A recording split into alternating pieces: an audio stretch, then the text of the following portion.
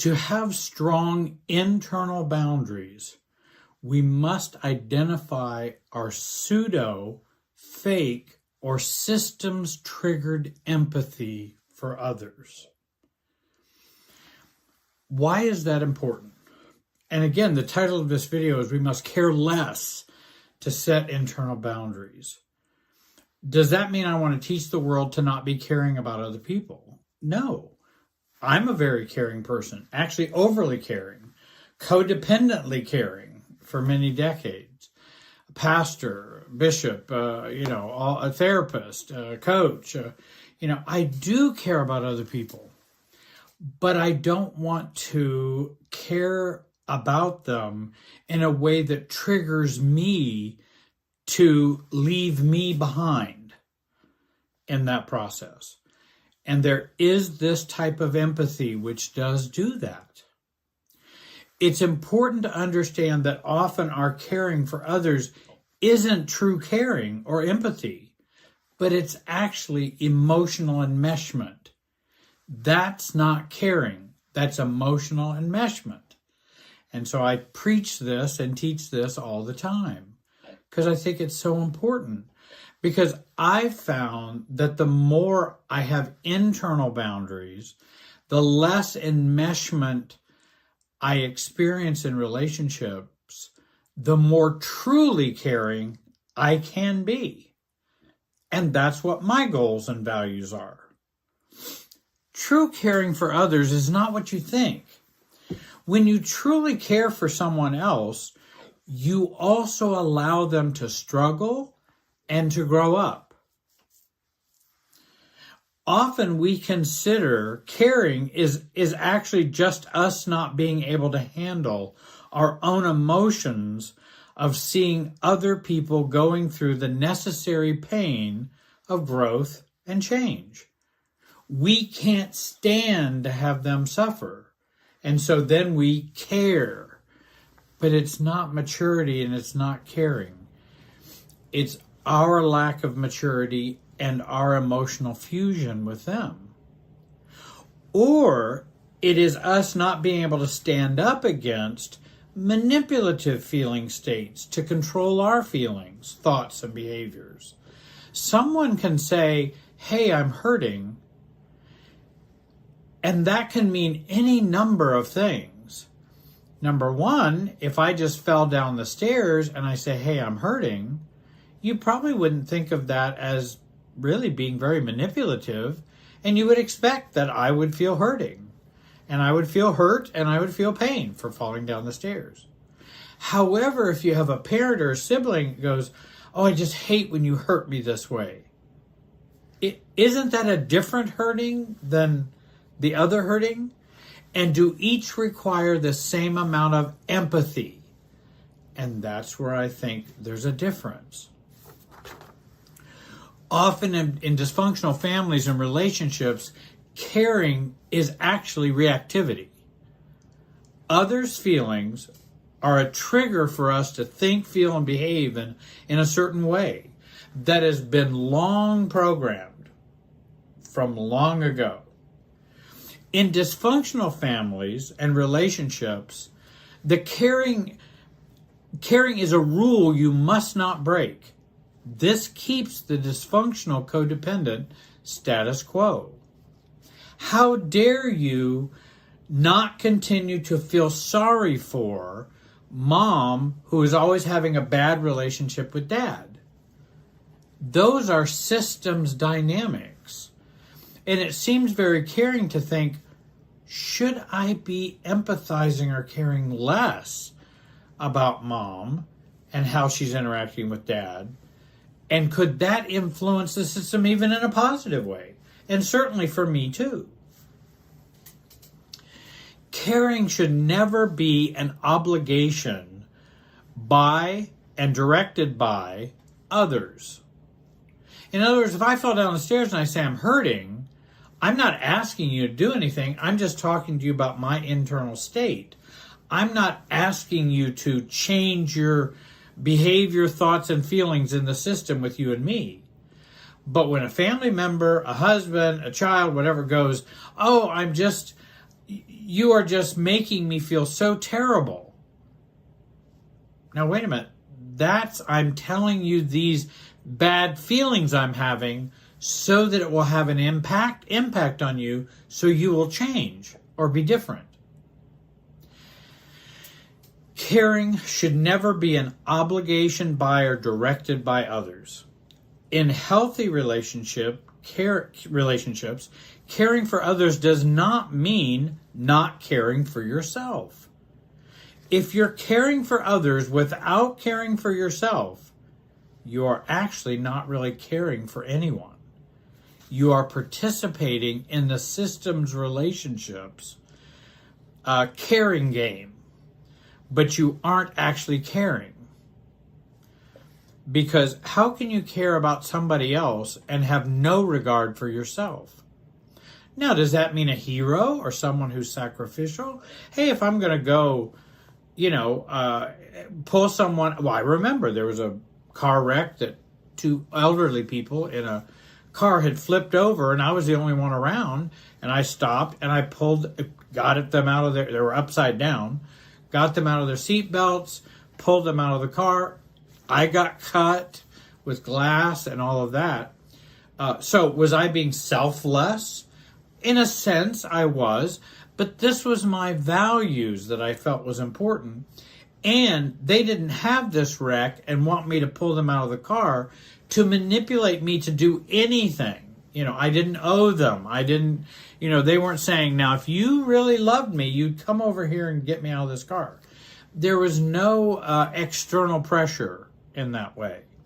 Now, could that mean I might get cut up? Yes, there is some sacrificial caring we can do, but we want to do that out of our mature self, not out of our inner child, neurotic, old issues self.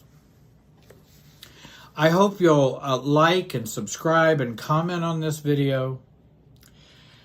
Boundary problems begin with fusion or enmeshment with another. We cannot set or maintain boundaries because we overfeel with them. And that's one of the things about setting internal boundaries. We overfeel. There's too much transference of emotions back and forth between us. And that's often what is the fatal flaw with setting boundaries. And it will ultimately make boundaries into no boundaries.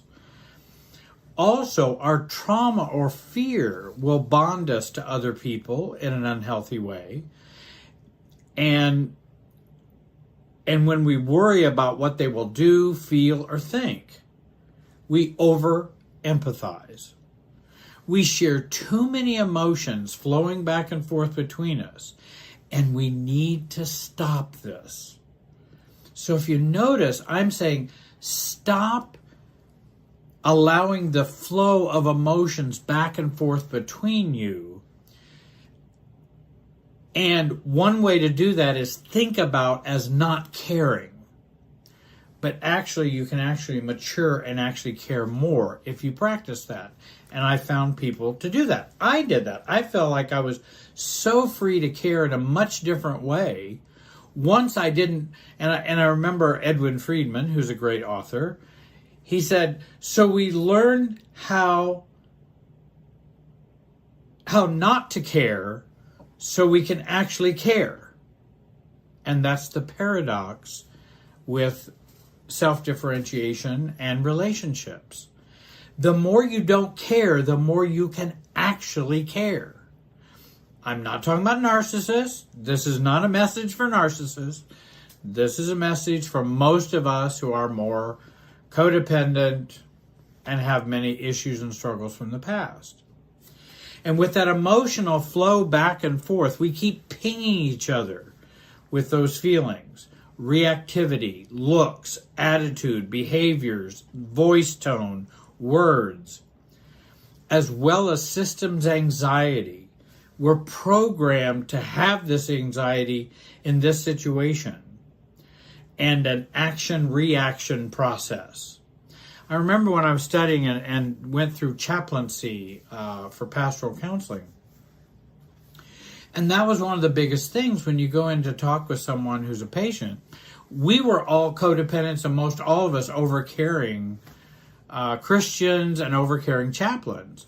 And so we'd go in and, we would just be overwhelmed by their pain, their feelings, their, suffering that they're going through. Some of them are certainly legitimately suffering. They're in the hospital. They may be very ill. But I'm not going to be able to hold space with them and to be with them in a real, mature, caring way if I stay stuck in that emotional transfer back and forth between them and me, which I learned growing up in my family. That was the norm. And so we had to learn how to care less. And it really was a paradox in that we could learn to care less, and then we end up actually caring more in a more effective way. And we became much more effective chaplains. Not because we didn't care about anybody, but we knew how we could care without being totally enmeshed with their pain or feelings. That's the internal boundaries we want to have. I want to know where I end and you begin. Well, if you're first a chaplain, you go into the hospital room, you don't know where you end, you don't know where they begin. It's all just meshed together. And then, of course, many times we get manipulated. We might even manipulate them. And nobody really comes out really being effectively cared about and helped in a responsive way. Having internal boundaries are those emotional states that include states like, so what? If my mom goes, oh, well, Jerry, I just don't know why you always want to hurt me like this. Well, it's kind of like, well, so what? I mean, I'm not causing it. I don't know. Now, I'm not trying to be mean or aggressive. It's just sometimes a so what response can be very helpful. An internal so what response. I don't tell everybody, see, so what? It's my internal that I'm trying to keep myself autonomous or differentiated. I'm not responsible for your feelings or your thoughts. I am not. It's not my responsibility to care about your hurt, anger, worry, or sadness. Do you know that's even true in a therapy session? When I first started doing therapy with clients, I felt responsible for all their feelings. I went home and worried about all their feelings. What good did that do for them? And it didn't do any good for me. Then I began to realize these are not my problems, not my feelings, not my worry, not my sadness. But it doesn't mean I can't care.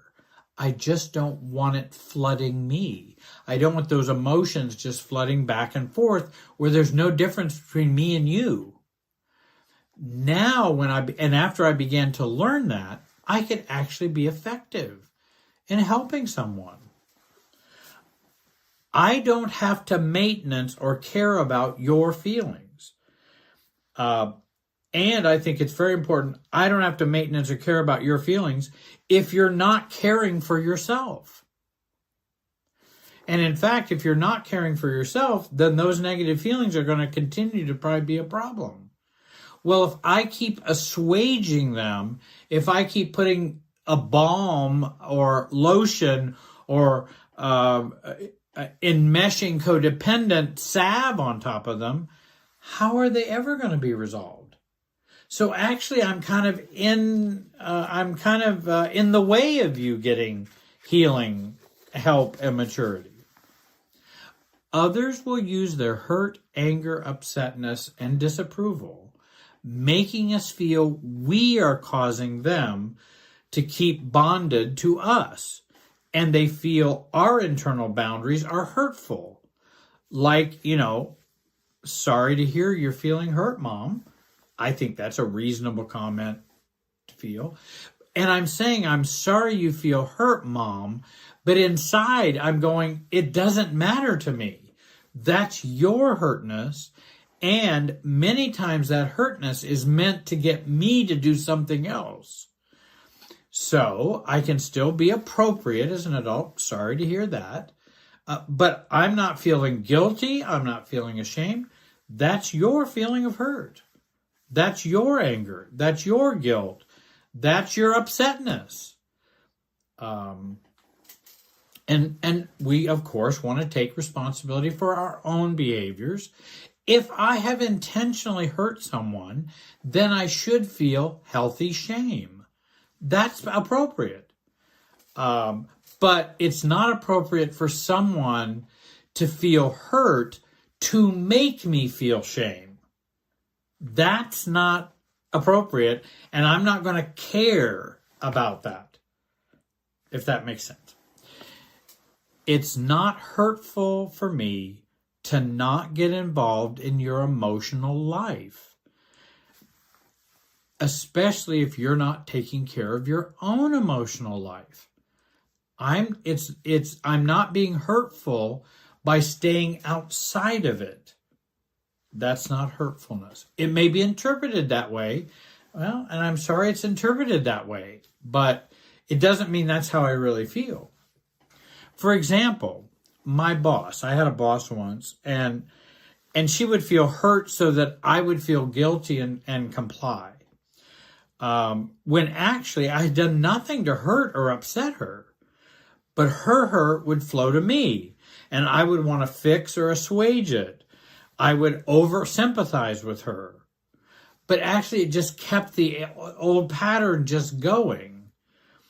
I needed to learn to not take this signal as anything I need to fix. Jerry, I just don't understand why you don't respect me. By the way, I had done nothing to disrespect her. I've never told anybody I disrespect her.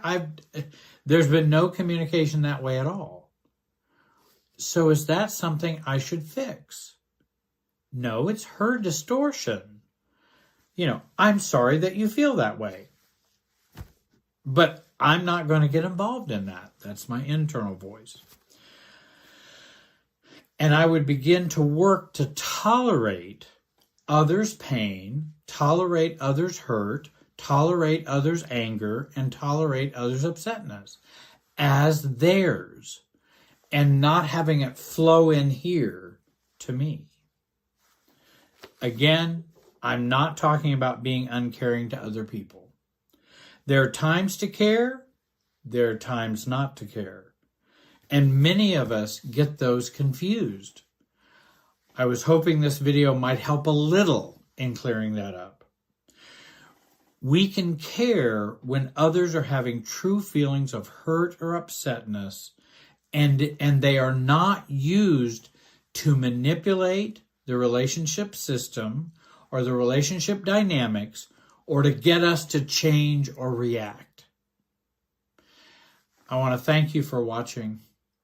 Have a great day, and be wise. And look for my next video on more on internal boundaries.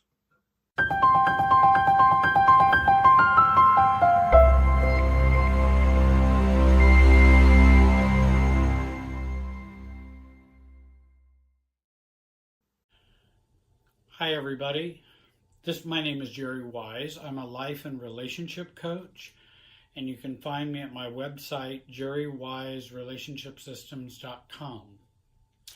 This is the fourth in a series of 7, talking about the 7 characteristics of a mature inner adult, mentioned in the book Growing Yourself Up by Jenny Brown.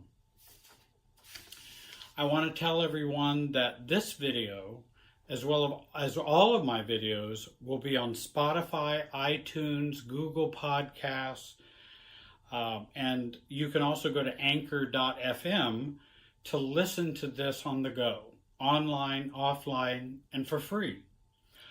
All of my videos will be going up. My music I wrote and sang is also up on Spotify. You can also see photos of me with hair, with that particular music choice. This video is about an important concept for Bowen family systems theory. Jenny Brown, in her book Growing Yourself Up, being able to stay in contact with those who are upset or upset with us. This is one of the 7 characteristics of a mature inner adult. Now, in this video, I just want everybody to know, because sometimes there's confusion, because I do videos on narcissists, adult children of narcissists, and I'm not talking about abusive, malignant, or very toxic relationships. Those relationships require detachment and distancing. Sometimes we have to distance before we can detach, even with them. This video is about detachment and not distancing. Staying in contact means we do not retreat and we do not charge in or become reactive regarding our relationships in which others are upset or disagree or shame or guilt us.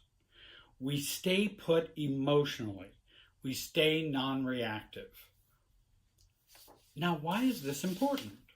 Why does it matter? Why don't we just cut off and emotionally run away or avoidant? Because this practice and process of staying put emotionally and staying non-reactive helps us to calm down overall in life, calms the emotional field that we operate out of, calms the automatic self, and I think affects the limbic system, that automatic, unaware part of us. And it is an opportunity for us as adults to stand up for the little child within us, to stand up for us and stay put. We then become more of the non-reactive self, more solid self, real self, a mature self. We become less scared over time, more solid inside. We eventually feel better inside. And we feel good that we have brought more calmness to a very uncalm relationship. And we have brought calmness to it. When we don't detach, and when we distance or cut off from others, we do it because we cannot handle someone else's upset. The good news is we don't have to handle someone else's upset. Let me say that again. We don't have to handle someone else's upset. There are some people say, I don't care at all what anybody thinks. That's often not a very self-differentiated statement. We do care about what other people think, but we allow them to be them and us to be us. So there's nothing wrong with staying connected. Those people have disconnected. I don't give a flying fazua about what anybody thinks about me. I always see that as more bravado and more of a cutoff in bravado. When we distance or cut off or become avoidant, this has an internal cost to us. It is a de-selfing. It hurts us when we do this, distancing out of our fusion, our immaturity, or out of our wounded inner child. Because then we keep wounding them when we don't stand up for ourselves. We want to learn and practice to detach and not distance. When others feel upset or are upset with us or disagree with us, then we want to detach. We know where I end and you begin. Let me give you an example. I had a client who had a severely underfunctioning family. I mean, very severely underfunctioning. And she became kind of the golden child, put herself through college, making very, very good money. The rest of the family was underfunctioning, could not get their lives together, wouldn't get jobs, all kinds of things. And the family had trained her since childhood to feel sorry for mom, dad, the sister, and to caretake for them over and over and over again, to the tune of tens and tens of thousands of dollars. Houses, all kinds of things.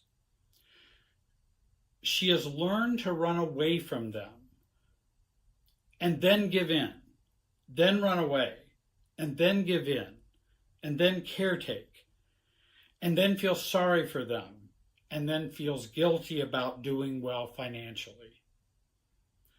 She strategized and practiced and role-played about being herself while staying connected with her family.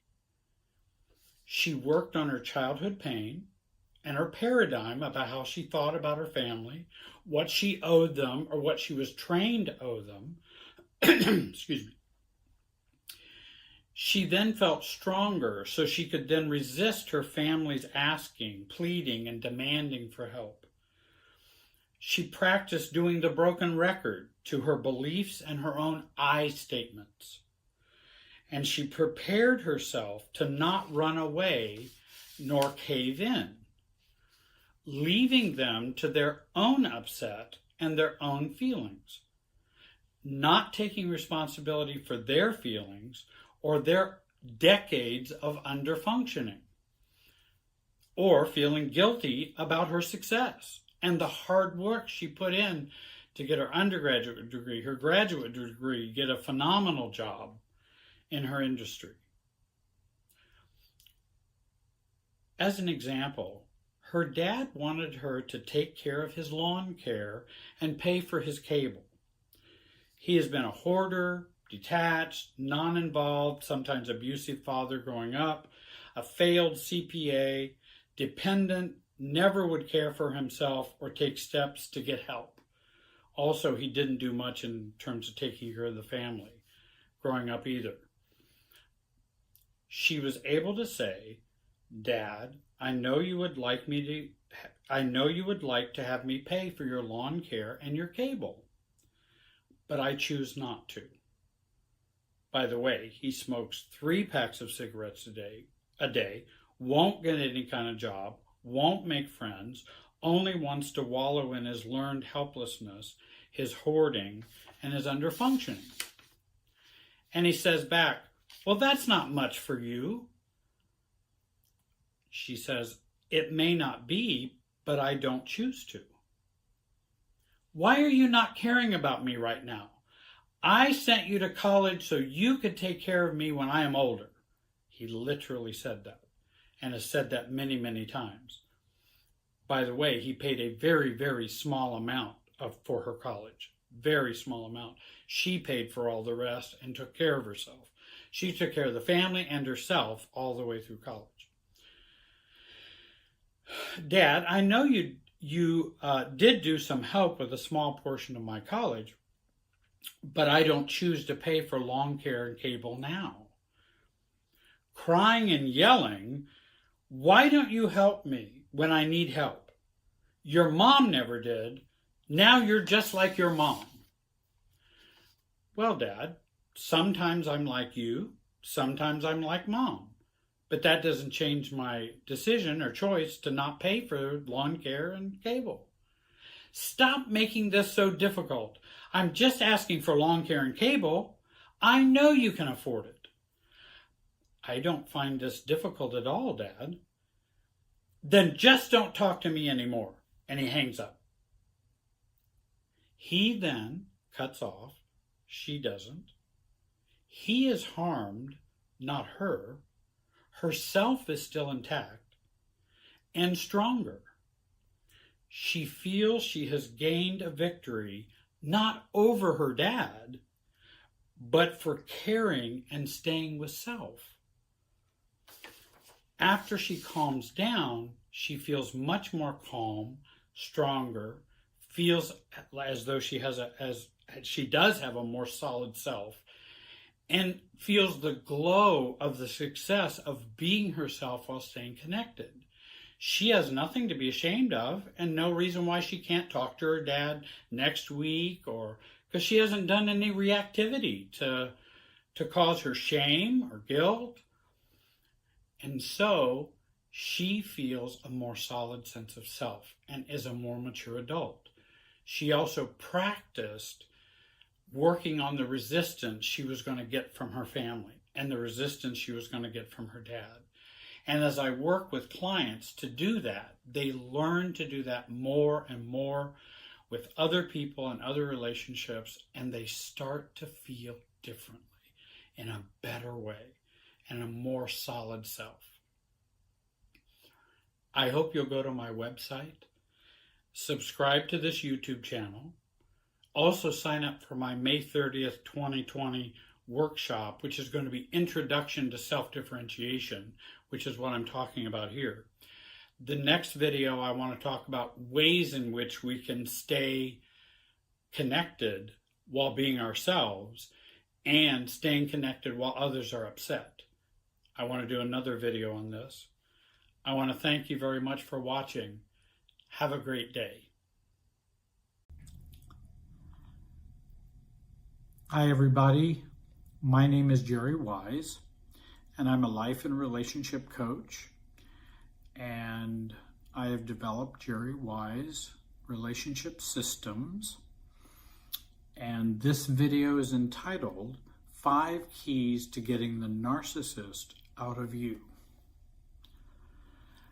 I wanted to mention that I hope you will join my website at www.jerrywiserelationshipsystems.com, and there you'll find exclusive content that you won't find on YouTube, that I have videos, worksheets, workshops that I've done in the past, and I've put up those handouts. Those are on the exclusive content on my website. I work with ACONs, adult children of narcissists. I work with adult children of alcoholics and those who've grown up in dysfunctional families. And particularly those who have been caught having been narcissistically abused in their relationships, and how they can get out of those relationships, and also how they can get the narcissist out of them, which is very important. The first key is to use a paradoxical acceptance tool that I think can be helpful, and that's discovering the downsides of doing a good thing. In other words, if someone has a narcissist, let's say a woman has a male narcissist that has been causing them lots of problems in their relationship, and let's say they've even done some exiting of the relationship, they still tend to have the narcissist in them, because that's one of the things the narcissist wants to do, is they want to be under your skin. They want to be in you. And the same is true for narcissistic family members. They want to be in you. They want to be under your skin. They want you to be participating in that emotional family dynamic field in which you play your role. The same is true in a relationship, that the narcissist wants you to play that role in that relationship in which you internalize them.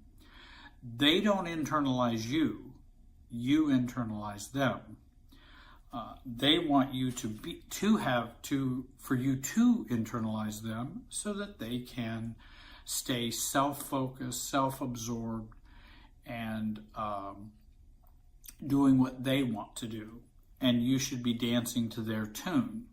And that's what narcissists do. And so what we want to do is to examine not just the upsides of, say, letting them go, but to examine the downsides. If I let them go emotionally, and if I release them completely, what are some of the downsides? And again, that's where family systems and a systems approach can be helpful, because we look at the paradoxical part of doing good things. We look at the downsides of doing good things. Just like if we give up our guilt regarding someone else, or a parent, or a friend, or if we give up that guilt, what do we fear, or what do we believe will happen that will be down? Because that will be a downside. Because that's what keeps us connected to the guilt or the shame or the obsession. Because if we let that go, bad things would happen. Now we think, oh, well, there would be no bad things. I would just let them go and my life would be wonderful. Well, if that were true, then you would do it. The thing is, there's those hidden downsides that we want to look at, because that'll help us release and let go of the narcissist. So what are some of the possible downsides of letting go of a narcissist? Whether a family member, a spouse, a friend, a narcissistic church, a narcissistic boss, a workplace, anything that has the dynamics of not caring about you and you're supposed to care completely about them. So what are some of the downsides? If I let go of the narcissist, then, and here are some of the things I've heard, there are many more besides this, but here's some of them. I will be alone. And to not be alone, I will continue to obsess about a narcissist, or I will continue to engage in that relationship, or fight back and forth, or continue to argue to stay in the relationship. Not that I want the bad things happening in the relationship, but I'm not ready to let go of the relationship because I fear I'll be alone or I'll be abandoned. And so we hang on to the narcissist within. And here's another downside. Well, if I leave them, my parents will think I'm crazy for leaving them. My friends will think I'm crazy because they think we have a wonderful marriage, when actually in a narcissistic marriage it's not wonderful. But oftentimes it may look good on the outside, but it's not good on the inside or not good at home. And so we'll think other people will not accept me or will not understand what I'm doing. They'll think I'm being crazy. Another downside I've heard is I will have to give up hope that I can change or that I can perfect him or her. I will have to give up that hope. And many times for those of us who are codependent, we don't want to give up that hope because we believe we either should be or need to be changing or perfecting others. And that's been our dynamic. And so with the narcissists, we believe that we need to change them. And we probably have tried for many years, but it's hard to let go of that trying. And so we don't want to let go with it, so we let go of it, so then we stay engaged emotionally with the narcissist. Even if we're not with them anymore, we still hang on to that because we don't want to let go of that fantasy. I will have to give up settling for this family or this spouse or this friend. In other words, I've just come to settle for this, and I'll have to give up settling. Well, I don't think anything good's possible. I don't think anything better is possible because of what I think about myself.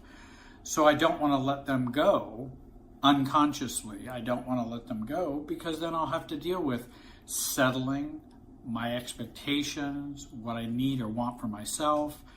I don't want to have to deal with that. I don't want to have to struggle with that.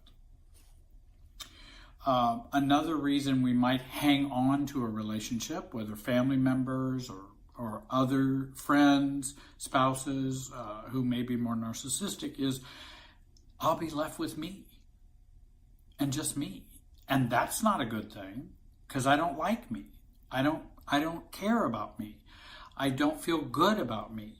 So if I have them out of the picture and really let them go, guess who I'm left with? Me. And I've never liked me. So maybe I should stay in this battle and stay in this emotional struggle. For those who are divorcing a narcissist, then what will my kids do? I will damage them.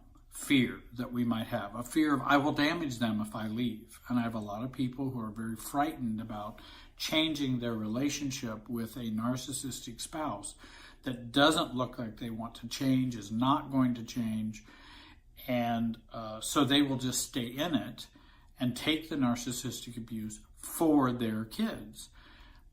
However, I think that also has downsides of damaging the kids as well. So we do it for the kids, but really, it's a fear that we have. What will my family or my siblings think if I go no contact with a parent? I'll have that fear of what will they think about me? And I don't want to have to deal with that, so I'll just stay hung into and caught up with a narcissistic parent and all of their abuse. And then lastly, which I think is another fear, not lastly, but one of the last fears is, well, what do I fill my abuse receptacle with? Because I'm kind of an abuse receptacle. I kind of draw abuse because I need to fill up my bucket. And I could either fill it up with self-love or those kinds of things, or when we don't do that, then we end up filling it up with abuse and toxic relationships and things like that. Well, we fear an empty bucket rather than a bucket that's filled with all kinds of negative things. An empty bucket feels much more frightening because we don't have anything to put in it. So I have this abuse receptacle. What am I going to do with that part of me that has kind of been attracted to this?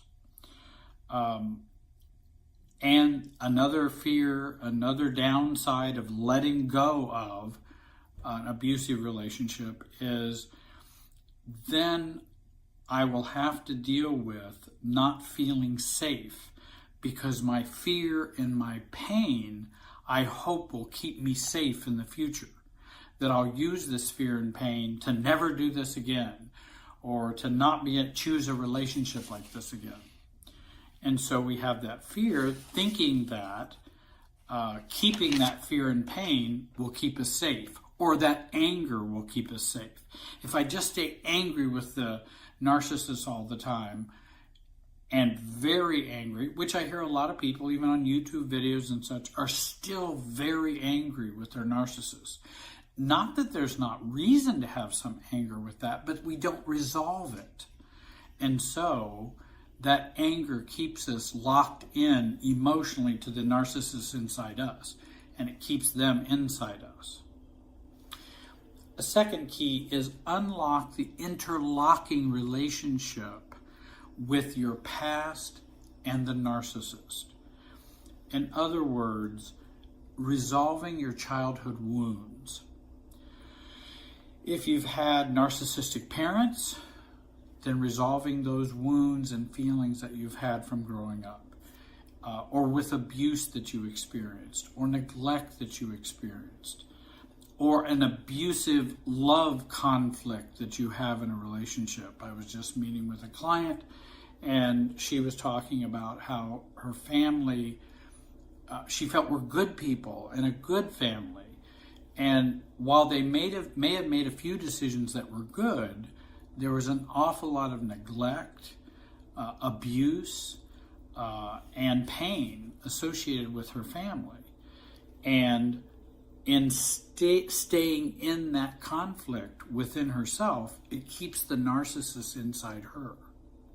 So get a guide, get a sponsor, a therapist, a coach to help you deal with your childhood wounds. Because your past keeps you stuck in the present. The past keeps us stuck in the present. And that's one of the healing and helpful, I think, wisdom of family systems and family therapy, is that it helps us zoom out to see a bigger picture, and how what's happening right here between me and the narcissist has a larger picture that it's a context of from our childhood, from our family of origin. So we want to learn to zoom out. And I have some videos. I've got about 160 videos on YouTube, and I talk about that in some of those videos. Thirdly, stop systems reactive behaviors. Resist the system's feelings. In other words, these kinds of things are system behaviors rather than your genuine self. Brene Brown talks about some of these: pretending, proving, reasoning, changing, defending, over-functioning, under-functioning, perfecting, and getting out of their head and their heart and their body. Because we want to get out of the narcissist's head, get out of their heart, and get out of their feelings and out of their body. We want to put up a barrier that we're not, that we resist the sexual tension or the relationship tension physically, the emotional tension that we have, in which we stay focused on their internal world, which is always a disaster to do that, and then get out of their head, what they're thinking. Why are they doing this? Why would they do that? Don't they know I've cared about them, and then they just toss me to the curb? What could their thinking be? That is a useless endeavor, and it's a waste of time to do that. And all of these type of behaviors are propelled by the feelings that are within the system.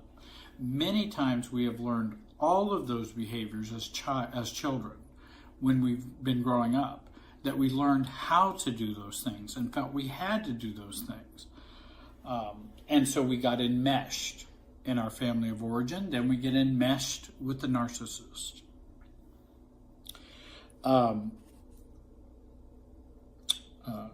And it's important for these type of behaviors that we use our executive function, our will, our choice, to not pretend, to not prove, to not reason, to not defend ourselves, etc., and not overfunction or underfunction. And that we focus on the will and executive function versus the feelings that we have. Because while I do honor feelings, and I think true feelings are very important. If you watch the video about true versus systems feelings, you'll understand what I mean by how systems feelings keep all these behaviors going. Your true feelings don't keep these behaviors going. Your systems feelings do. Whenever you feel like you want to overfunction, that's from systems feelings and systems reactivity. That's not the true you to overfunction. That's the system pushing you to overfunction. And it has a history, and it's something we want to pay attention to. Or if we're defending ourselves, I have to defend myself. Somebody says, well, you're just stupid. I am not stupid. Why do you keep telling me that? I wasn't being stupid. Let me explain this to you. And whatever. That's just all systems feelings generated behavior. It's not the true you. So we want to work at resisting those systems, feelings, behaviors. And those we can stop by choice. And then we can resolve our feelings that are underneath that and what's going on within the system if we can look at the system and how it functions. And it can be helpful to get a coach to help you begin to look at that. Fourthly, resist the obsessive thinking. Very important. And this is where, when we have a breakup with a narcissist, or we leave our family members, or some of them who have been narcissistic, we then experience this internalized narcissist in us regarding obsessing. And we just obsess, much like when we have an addictive relationship, we just obsess and obsess and obsess. And the narcissist might be calling you stupid. There are many examples I could use, but I'm using very simple ones for this video. But, think about it, stupid. And you may have been told that by, what's wrong with you? And then later, when we have separated from the relationship, the internal narcissist, that narcissist is still within us, because then we go into, well, why did I let her say those things to me? How idiotic was I to do that? And secondly, we can also say, I never was stupid. She was gaslighting me. But why didn't I see it sooner? And I wonder how many times she cheated on me. I was such a sucker and such a fool to not see that. And then we also kind of end with, well, I can see now the only relationships I attract are crazy narcissists. I'll just be all alone and screw love. Stop shooting yourself with the same bullet. The bullets we get from the narcissist, we load into our own gun and shoot ourselves with it. We're shooting ourselves with the same bullets we got from the narcissist. And we want to stop that shooting. The bullets could be cheating on you. The bullets could be you're stupid, calling you names, gaslighting you. All of those are bullets. And then we turn them on ourselves and shoot ourselves. The narcissist continues to live within us. And we don't want to do that. We want to resist those obsessive thoughts. Remember, we can't stop thinking by doing more thinking. That's mostly true except for using cognitive behavioral therapy or something like that, like the book Feeling Good, The New Mood Therapy by David Burns. You go in there and think, and he also teaches you how to think rationally.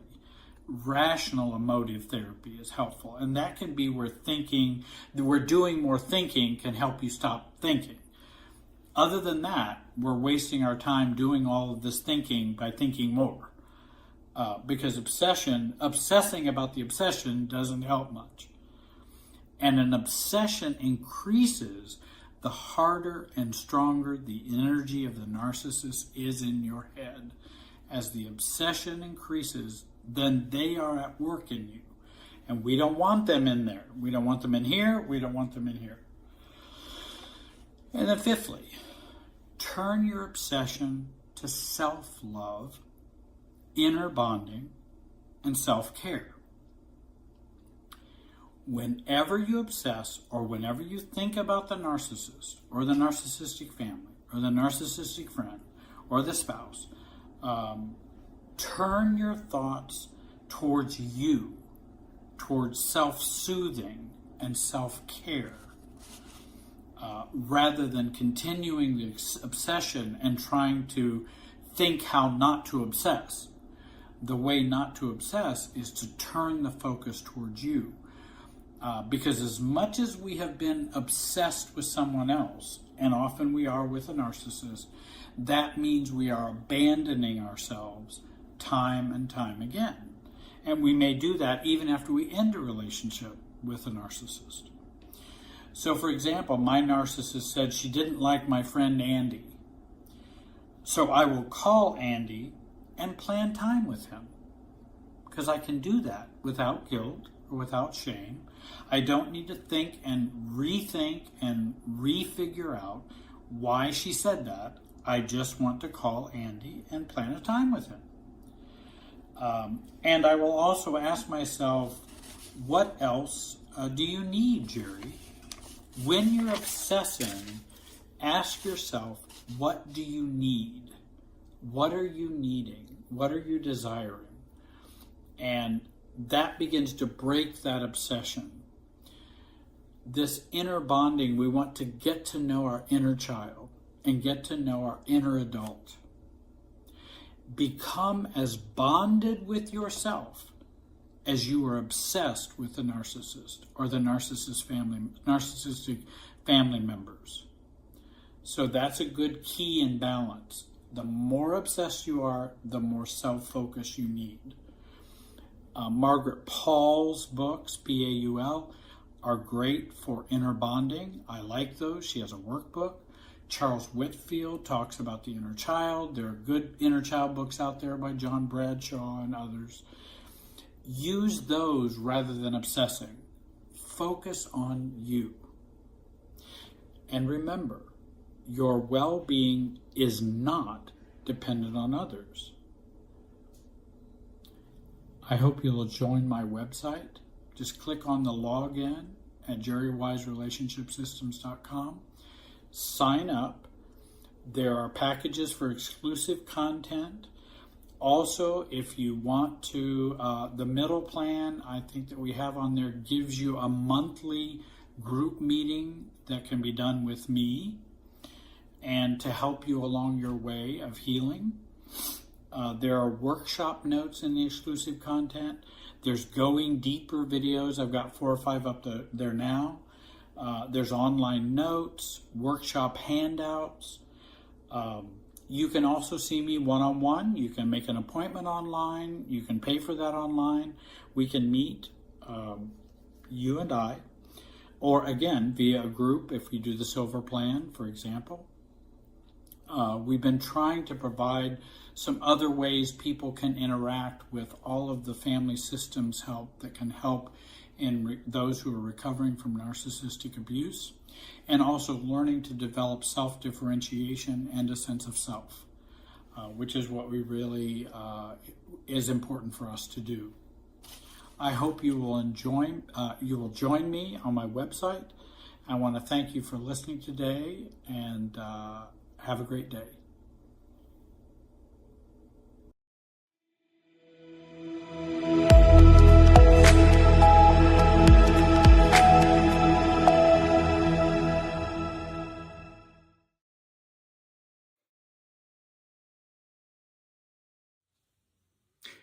Hi, everybody. My name is Jerry Wise, and I'm a life and relationship coach. And this video is entitled 15 Assertive Rights as an Adult, Part 3. And these are the assertive rights 11 through 15. I hope you'll subscribe and like and comment on these videos and join and support this channel. I like to review assertiveness rights for adults. The reason I like to do that is because they were a big help to me in helping me understand what is normal, what's reasonable to expect, because I grew up believing different things about what was reasonable or what was normal. Now, I'd like to start out by making a disclaimer. I don't think it's helpful to use these rights in a naive or immature way. If we have relationships that are severely or malignantly narcissistic, if we have cluster B personality folks we're dealing with, or if there's real danger present in the relationship, then I would strongly suggest you get professional help to apply these rules. And actually, I say many times in my videos, get professional help to utilize the tools or techniques or information that I provide in my videos. These rules of assertiveness are for most relationships, and particularly for our good old neurotic relationships, in which people are immature, have issues they haven't resolved, family members who are immature, dependent or counter-dependent folks around us. I'm very grateful to the book by Manuel Smith, When I Say No, I Feel Guilty. And I've made a hybrid list of his assertive rights and added some of my own. Many of us have grown up with the many non-assertive rights of codependency and the non-assertive rights of dysfunctional families. Some of those rights sound like this. You always must answer any question that an adult puts to you to be polite. Everyone has the right to know your reasons and excuses for what you want and your decisions and your preferences. And everyone has the right to ask you about these. And you have a right to respond and tell them. Or that is your duty to respond to those questions. Another rule or right, if your preference goes against the group, you should always yield to the group to reduce your anxiety and become acceptable. If your preferences, wants, needs, assertiveness, or boundaries make anyone feel uncomfortable, then those must be wrong. You must be wrong. If you love someone, you will always worry about them. And if they are going through a tough time, then you should worry about them even more. You must always help someone who asks you for help. It is never Christian or spiritual or godly to refuse to help someone. If saying no upsets someone, then you are probably in the wrong for not agreeing or for upsetting others. if saying no and others want you to do something or be some particular way, then you should feel guilt for your feelings not aligning with their expectations. Being an outlier by saying no means I am defective or wrong or immoral, or that I should think less of myself, that I'm just being contrary and I'm just being a troublemaker. Those are some of the rules that many of us have grown up with as being normal. But they really aren't what is healthy, normal, mature, and self-differentiated. Let's talk about assertiveness right number 11. You have the right not to answer questions. Questions, as many of us know, are often used in a manipulative way and are not asked for our benefit or in mutual benefit of you and I. Certainly, if someone cares about us and there is concern for me and we have a warm relationship, then of course we can answer questions. We do that all the time. But, if I don't know the reason for the question or wonder about the motive, then I may be hesitant to answer that question. I give others the courtesy of telling them why I am asking a question. Even in my own practice, I'm always willing to answer why I'm asking a particular question. For example, hey mom, are you going to sell your car? Well, that could have a lot of reasons why I'm asking that. And I would generally offer reasons before I ask those questions. Hey, I'm asking because I know it's a good used car. I'd love to buy it from you if you're ready to get rid of it. And then I've kind of explained the reason for the question. And many people are not very good at explaining the reason for their question. They just assume the other person can read their mind, the other person knows their motives. And then there are many people who don't want you to know their motives and don't want you to read their mind, but want you to answer the question. Telling reasons why help to avoid misunderstandings. And I ask people to do that with me. Tell me why before I answer. That seems reasonable enough. Because I'd really like to answer your question in the way that it is proposed, or the meaning of it being proposed, or the motive for it being proposed. And here's another misunderstanding that can happen. A husband asks his wife, when are you going to pack for a trip? And the response from her is, well, why are you always pressuring me about getting that done?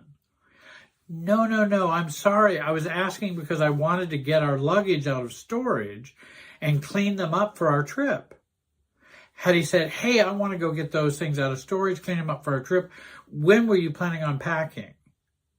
That helps in explaining the reason for the question and reduces misunderstanding.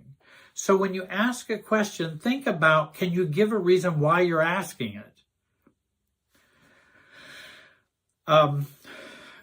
Here are questions that you could be asked. I've been asked, hey, Jerry, do you believe the earth is older than 10,000 years? Or the classic example, Jerry, do you love me? Often, if we answer those questions, it does not resolve the underlying issue that the questioner is not revealing. No one's telling me, why are you asking me if I love you or not? Jerry, do you love me? Well, why does that come up for you? I wasn't sitting over here thinking, well, I don't love them. It wasn't even on my mind. So if they ask me, Jerry, do you love me? Before I answer that, I'd like to know, why am I answering it? What does it come out of? I need to know more about you. I need to know more about how you're feeling or what's the reason. Because just answering it may be answered wrongly. It may also add to the confusion if I don't know the why. And again, many times questioners don't want to reveal that. And often couples in their own relationship Do you love me, Bob? Do you love me, Mary? Why are you asking your husband that? I understand there could be reasons why you're having tension, friction, or why you may wonder that, but share why you're wondering that. And then you can ask the question. I ask the simple question, why do you ask? Because many times it is a test, or it sounds like a test in which I will pass or fail. Where did the question come from? And if I know it's not a test, then I have much less problem answering it. But if it is a test, then my hunch is answering the question will not resolve the test or the reason for the test. And questions are often tests. I work to avoid these tests. I focus on the process versus the content. Why are you asking versus what you are asking in terms of these questions? And ask, in my mind, what's going on here? I ask. I always want to go deeper, or I may wish to ignore the question. Because it sounds like if you answer the question, you may be in deeper hot water than what you were before. And I just soon not be in hot water. And if someone's feeling insecure, for example, do you love me, Jerry? Oh, you're feeling insecure. I see. If I knew that, I would say, I'm the same Jerry I've been for the last 20 years and feel the same way. And that would be a better answer than yes, I love you or no, I don't love you. Because obviously if I say yes, I love you, that may not resolve the underlying conflict or issue with them. The next assertiveness right is number 12. You have the right to have your own negotiable and non-negotiable preferences. I have a right to, in my own preference to have people take photos of me or not. Or to have a preference, I like to go to Mexican restaurants. Our preferences are a part of who we are. For negotiable preferences, I don't have the right to prevail, but I do have the right to prefer. So maybe I like going to a Mexican restaurant and you like going to get sushi. Well, just because I like a Mexican restaurant and you like sushi doesn't mean I should prevail. And it's okay. I'll go eat sushi, get a salad, or do something if I'm not big on sushi.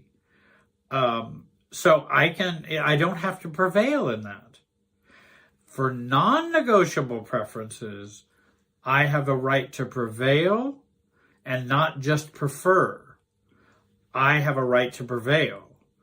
I do not want you to use that language with me. I don't appreciate that. It is disrespectful. I need to prevail with that. And if prevailing means I need more distance or separation from you, I will do that.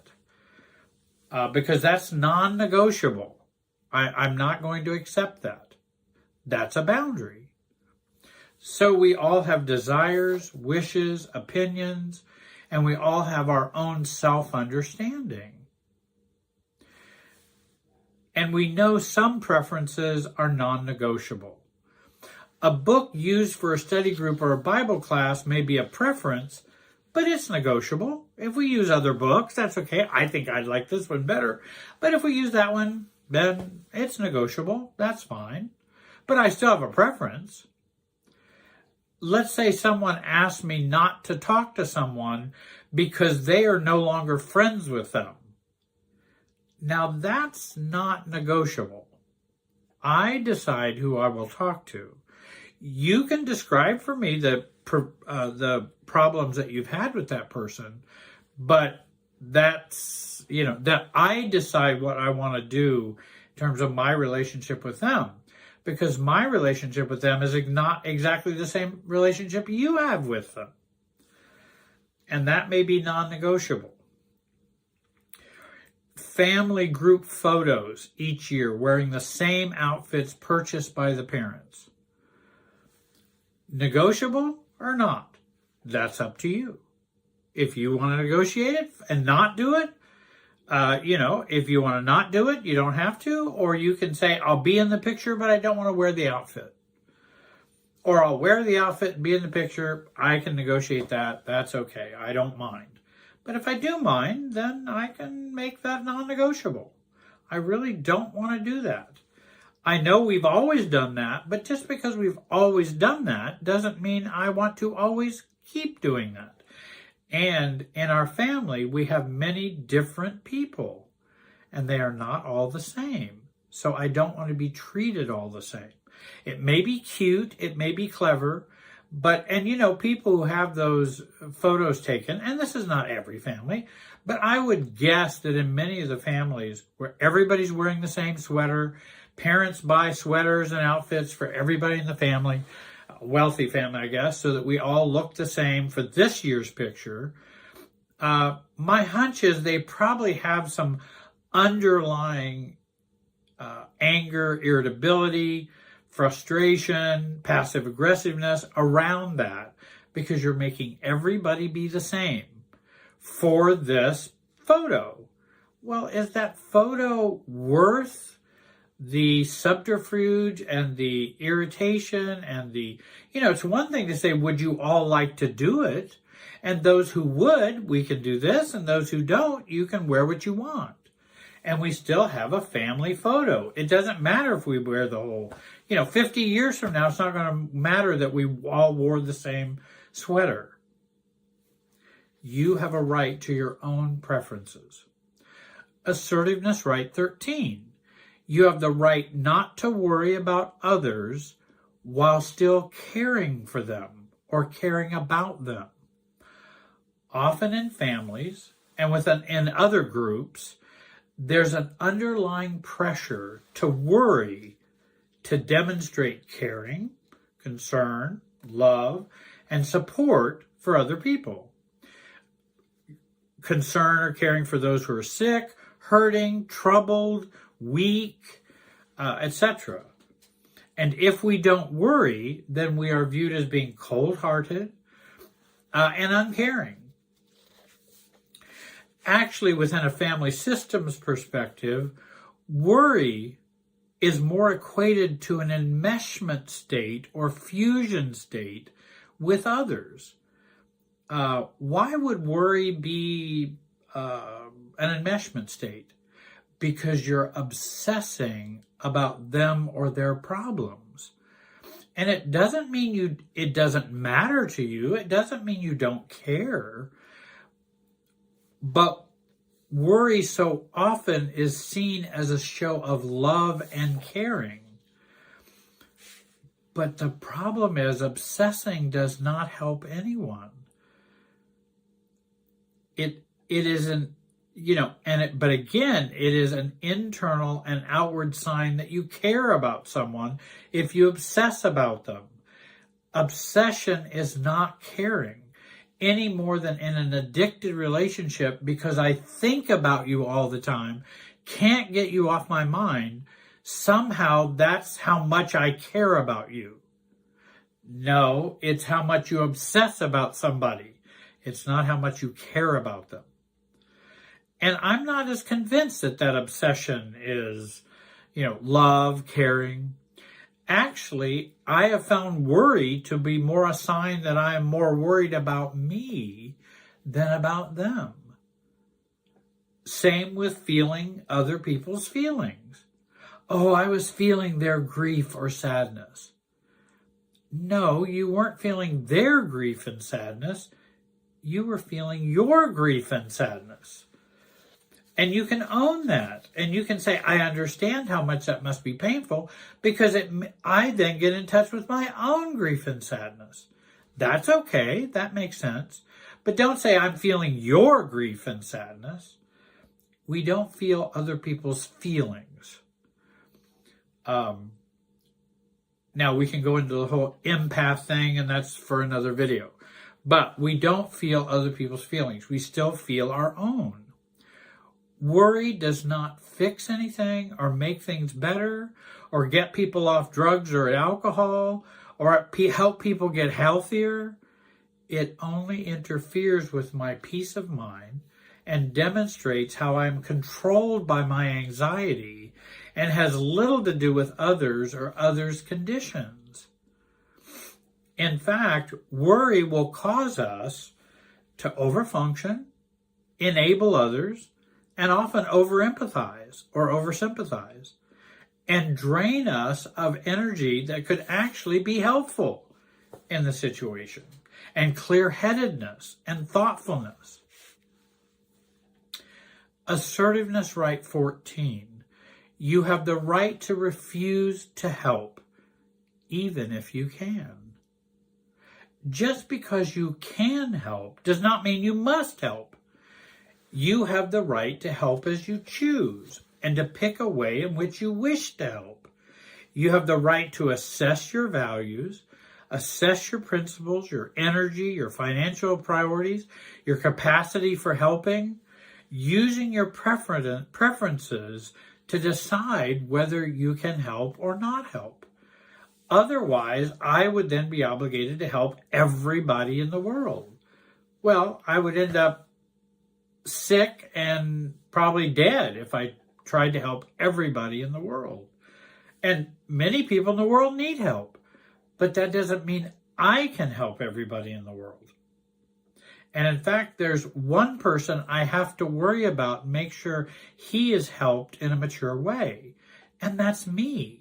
Not in a selfish way or a narcissistic way, but self-care and self-love, so I can function well, so when I do choose to help, I can help. For example, I find this common among middle-aged adults caring for their elderly parents. And let's say their parents have not been good parents, and they've been narcissistic or abusive or self-absorbed for years, and then they get older and less healthy. They use their neediness and their lack of health to often guilt and shame their children to care for them. Remember, you are not responsible for your parents' lifelong choices. Just because you could help doesn't mean you must help. Mom or dad, I would suggest we help you to get into an assisted living arrangement in which they can take you to the doctor, do your hair, have a podiatrist on staff, etc., etc. But honey, that's why I had you. And I've had parents actually say this to clients. That's exactly why I had you, so you would take care of me in old age. Don't you know you should honor your father or mother? And then they pull these cards out of the deck and try to, out of their hand, and play these cards when they have not been great parents, let's say. And I could say, oh, I am honoring you guys by getting you help and putting in a place where you can get your needs met. But I don't choose to do that, and I don't have to do that. I may not choose to be heroic and do everything possible so they would never have to leave their home, never have to lift a finger, or never be inconvenienced, or never have to deal with getting older. I'm afraid that's a part of life. Now, I'm not talking about loving parents who you're very close to, build a good relationship over the years, that you have mutual respect, they respect you, they care about you, you care about them. Then, of course, do whatever you wish to do to help them. You know, I also used to feel so guilty every time I passed a Salvation Army kettle and did not put money into it. Then I realized how much I do for others monetarily, time-wise, and give in so many ways. This is the way I choose to help. It does not mean I need to put money in the kettle every time. Now, I am for the Salvation Army and what they do, so I'm very supportive of that. But we don't have to feel guilty because we can decide how and when and in what ways we help. Assertiveness right number 15. I have the right to say no and feel guilt-free, and it does not reflect on me in a moral way. I would suggest everyone read Manuel Smith's book, When I say no, I feel guilty. No is a preference. It is not a sign of weakness, moral defectiveness, selfishness, rudeness, a lack of understanding, being controlling, being belligerent, or being, oh, you're just being psychological, or you just heard that from your therapist, or no, I want to say no because I don't choose to do that. And so I need to say no. I hope you're able to find some help for your problem. I have many people who write to me, day after day, and they're wanting me to help them. Well, I can't help everyone. I wish I could, but I can't. And so I do share compassion, and I say, I hope that you will find help for yourself. Here are some ways to maybe take a look at how you could find that. But I am able to say no. And I want to be able to say no. I want to thank you for listening today. I hope you'll again subscribe, join, like, and comment. I want to thank you all for joining me today. Have a great day and be wise.